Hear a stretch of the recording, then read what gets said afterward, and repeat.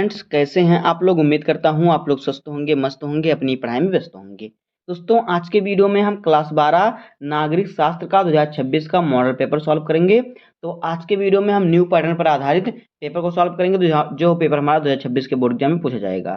तो आज का वीडियो आपके लिए मोस्ट इंपॉर्टेंट है। अगर आप वीडियो पर नए हैं तो वीडियो को लाइक कर दीजिए, चैनल पर नए हैं तो सब्सक्राइब कर दीजिए, बेल आइकन को प्रेस कर दीजिए, क्योंकि बोर्ड एग्जाम के हर इंपॉर्टेंट टॉपिक का वीडियो आपको इस चैनल पर डेली मिलता रहेगा।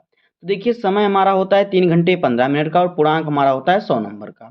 देखिए हमें पहले निर्देश दिया जाएगा, पहले हम आपको निर्देश को ध्यान से पढ़ना है, उसके बाद पेपर को सॉल्व करना है। देखिए पहला निर्देश हमारा क्या है, कह रहा है कि प्रारंभ के 15 मिनट परीक्षार्थियों को प्रश्न पत्र पढ़ने के लिए निर्धारित हैं। और दूसरा निर्देश है सभी प्रश्नों के उत्तर देना अनिवार्य है। तीसरा है प्रश्न संख्या 1 से 10 तक बहुविकल्पीय प्रश्न है। चौथा है प्रश्न संख्या 11 से 20 तक अति लघु उत्तरीय प्रश्न है, जिनका प्रत्येक उत्तर लगभग 10 शब्दों यानी कि एक वाक्य में देना है। और पांचवा है कि प्रश्न संख्या 21 से 26 तक लघु उत्तरीय प्रश्न है, जिनका उत्तर प्रत्येक लगभग 50 शब्दों में देना है। और प्रश्न संख्या 27 से 30 तक लघु उत्तरीय सेकंड प्रकार का प्रश्न है, जिनका उत्तर प्रत्येक लगभग 100 से 125 शब्दों में देना है।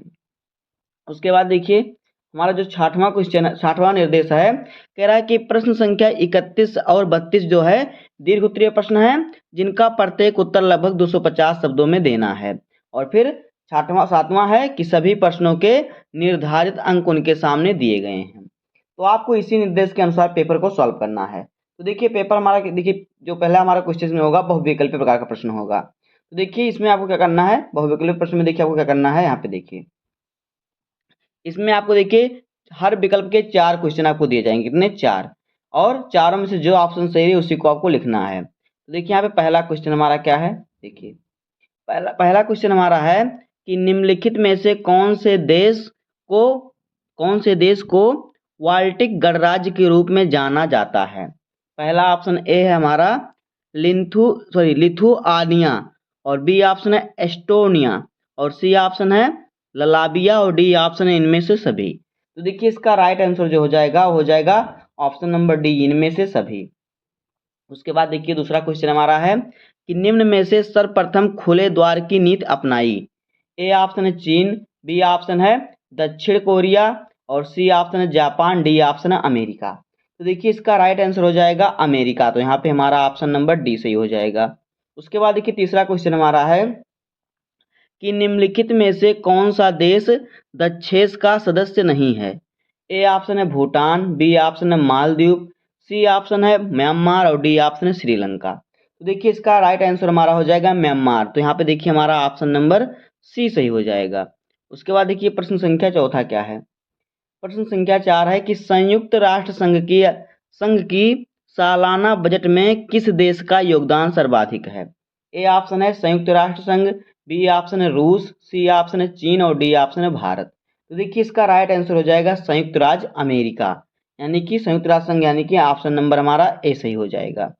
उसके बाद देखिए 5वां क्वेश्चन हमारा है कि 1992 में पृथ्वी सम्मेलन कहाँ हुआ था। तो देखिए ए ऑप्शन हमारा है संयुक्त राज्य अमेरिका, बी ऑप्शन है जापान, सी ऑप्शन है ब्राजील, और डी ऑप्शन है इनमें से कोई नहीं। तो देखिए इसका राइट आंसर हो जाएगा ब्राजील। तो यहाँ पे ऑप्शन नंबर हमारा सी सही हो जाएगा।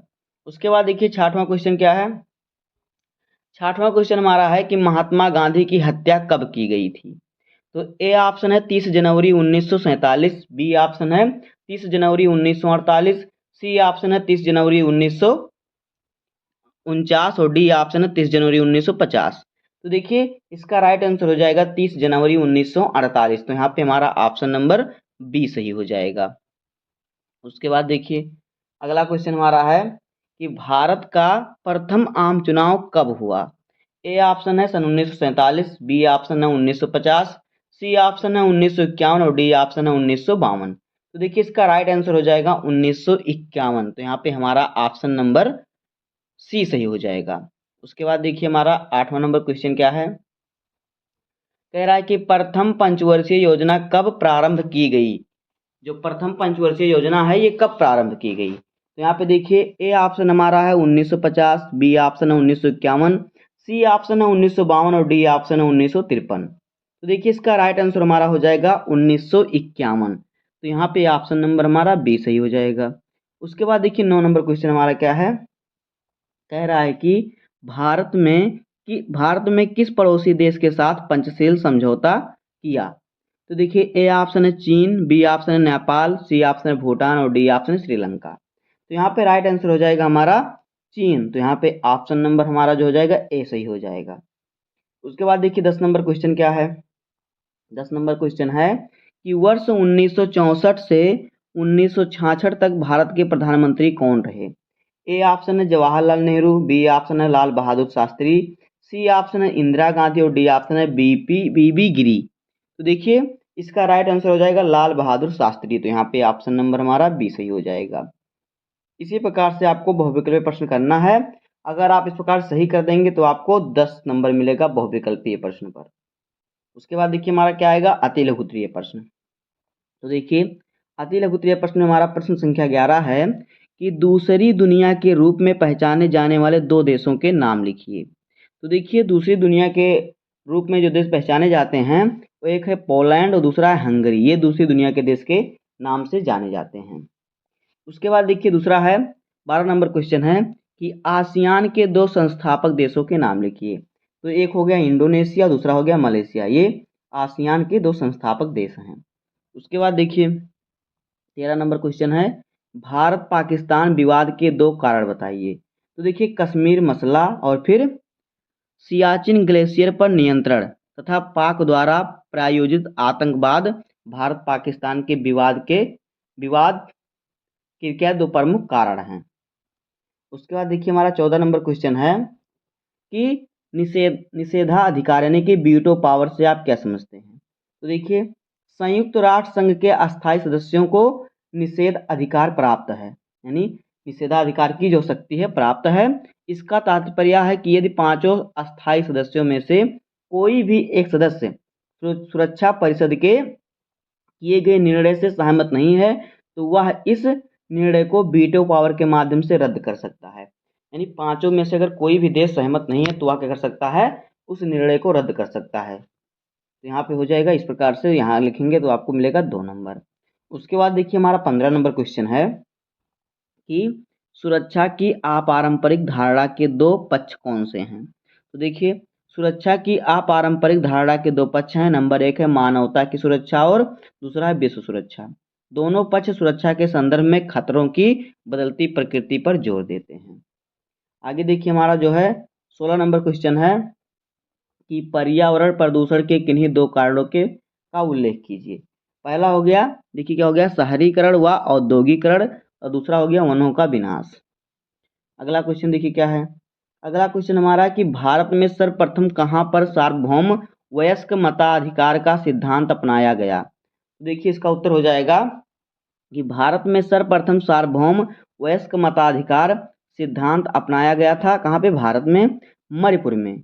मणिपुर में इस सिद्धांत के आधार पर जून 1948 में चुनाव के जरिए संवैधानिक राजतंत्र की स्थापना की गई। कहाँ पर, मणिपुर में अपनाया गया था।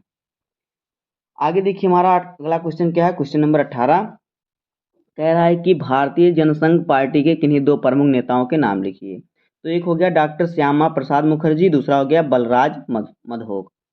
उसके बाद देखिए हमारा 19 नंबर क्वेश्चन है कि आज़ादी के समय हिंदुस्तान के सामने विकास के कितने मॉडल थे। तो देखिए आज़ादी के समय हिंदुस्तान के सामने विकास के दो मॉडल थे। नंबर 1 है उदारवादी पूंजीवादी मॉडल।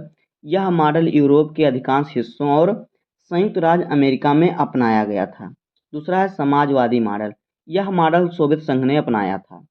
उसके बाद देखिए 20 नंबर क्वेश्चन हमारा क्या है, 20 नंबर क्वेश्चन है कि नेहरू की विदेश नीति के उद्देश्य बताइए। तो देखिए उत्तर, नेहरू की विदेश नीति के 3 बड़े उद्देश्य थे। नंबर 1 कठिन संघर्ष से प्राप्त संप्रभुता को बनाए रखना, दूसरा है क्षेत्रीय अखंडता को बनाए रखना और तीसरा है तेज रफ्तार से आर्थिक विकास करना। इस प्रकार से आप लिखेंगे तो आपको यहाँ से मिल जाएगा 2 नंबर। इसके बाद देखिए यहाँ से हमारा जो अति लघुत्तरीय प्रश्न था तो हमारा 10 प्रश्न था अति लघुत्तरीय आएगा, जहाँ से आपको मिल जाएंगे 20 नंबर। इसके बाद हमारा आएगा लघुत्तरीय फर्स्ट प्रकार के प्रश्न, जहाँ पे हर प्रश्न आपका 5 अंक का होगा। तो देखिए यहाँ पे पहला प्रश्न है कि आसियान समुदाय के मुख्य स्तंभों और सिद्धांतों के बारे में बताइए। किसके? आसियान समुदाय के मुख्य स्तंभों और उद्देश्यों के बारे में बताइए। तो देखिए ये हमारा क्वेश्चन है, इसका आंसर आपको इस प्रकार से लिखना है। तो ये पूरा आंसर आप लिखेंगे तो आपको मिलेगा 5 नंबर। तो इसका आंसर का आप स्क्रीनशॉट लीजिए, सबसे सरल तरीके से मैंने बताया ताकि आपको अच्छे तरीके से मालूम हो जाए, याद हो जाए। इतने को आपको याद कर लेना, यहाँ से आपका 5 नंबर कन्फर्म हो जाएगा।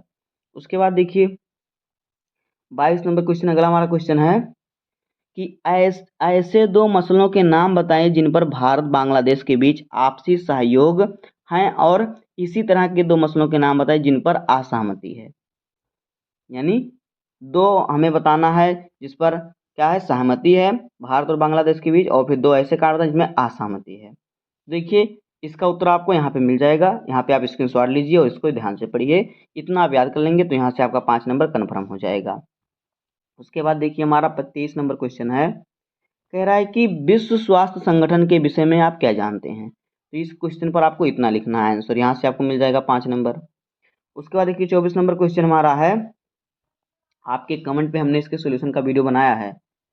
तो देखिए 24 नंबर क्वेश्चन है कि विश्व व्यापार संगठन क्या है, WTO क्या है, यानी कि विश्व व्यापार संगठन क्या है। तो देखिए इसका उत्तर आपको इतना लिख देना है, यहाँ से यहाँ तक इतना आप लिख देंगे तो आपको यहाँ से मिल जाएगा 5 नंबर। तो आप सबका स्क्रीनशॉट लेते चलिए, सभी बहुत ही इंपॉर्टेंट क्वेश्चन है, हर बार बोर्ड परीक्षा में पूछे जाते हैं। उसके बाद देखिए हमारा 25 नंबर क्वेश्चन है, सैन्य गठबंधन के क्या उद्देश्य होते हैं, किसी ऐसे सैन्य गठबंधन का नाम बताइए जो अभी भी मौजूद हैं, इस संगठन के मुख्य उद्देश्य भी बताइए। देखिए बहुत ही इंपॉर्टेंट क्वेश्चन है, इस पर आपको मिलेगा 5 नंबर। तो इसका आंसर बस आपको इतना लिख देना है, यहाँ से आपको पूरे नंबर मिल जाएंगे, बस आप इसको स्क्रीनशॉट लीजिए और इसको याद कीजिए। उसके बाद देखिए हमारा जो है 26 नंबर क्वेश्चन कह रहा है कि रियो सम्मेलन से या फिर रियो सम्मेलन के क्या परिणाम हुए। तो इसका उत्तर आपको इतना लिखना है। सभी उत्तरों का आप स्क्रीनशॉट लीजिए और फिर याद कीजिए, तो आपके सभी जो हो गए क्वेश्चन तैयार हो जाएंगे जो इम्पॉर्टेंट हैं, क्योंकि मॉडल पेपर में वही क्वेश्चन आते हैं जो बहुत ही इंपॉर्टेंट होते हैं, लगातार घुमा फिरा के वही देता है बोर्ड। उसके बाद देखिए अब हमारा आ गया लघु उत्तरीय सेकंड प्रकार का प्रश्न, जो कि आपका हर प्रश्न 6 नंबर का है। तो यहाँ पे देखिए हमारा 27 नंबर क्वेश्चन है कि रजवाड़ों के भारत में विलय में सरदार पटेल की भूमिका का संक्षेप में विवेचना कीजिए। तो देखिए यह क्वेश्चन जो है 6 नंबर का है। इसका आंसर देखिए आपको कितना लिखना है, यहाँ से यहाँ तक। तो आप इसका भी स्क्रीनशॉट लीजिए और इसका आंसर आपको इसी प्रकार से लिखना है, तभी आपको पूरे 6 नंबर मिलेंगे। तो बहुत ही इंपॉर्टेंट क्वेश्चन है।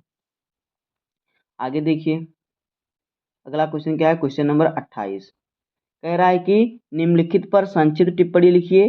कहा है भारत की परमाणु नीति। तो बहुत ही इंपॉर्टेंट क्वेश्चन है, तो इसका भी आप स्क्रीनशॉट ले लीजिए, बहुत ही इंपॉर्टेंट है।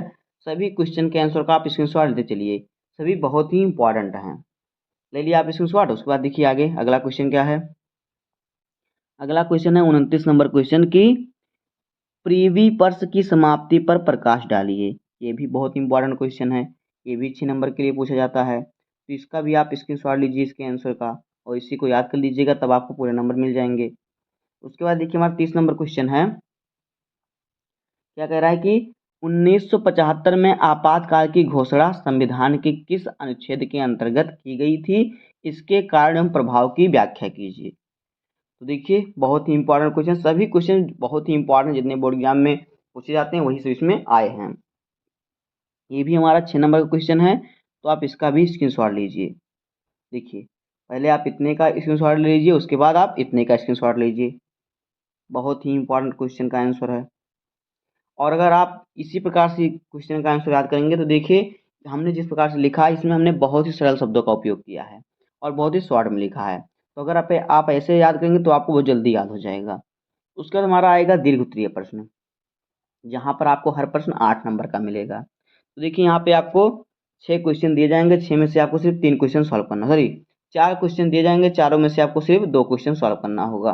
तो दीर्घ उत्तरीय प्रश्न आपका 16 नंबर का आता है। तो यहाँ पे देखिए हमारा जो है 31 नंबर क्वेश्चन कि द्रविड़ आंदोलन भारत के क्षेत्रीय आंदोलनों में सबसे ताकतवर आंदोलन था, समझाइए।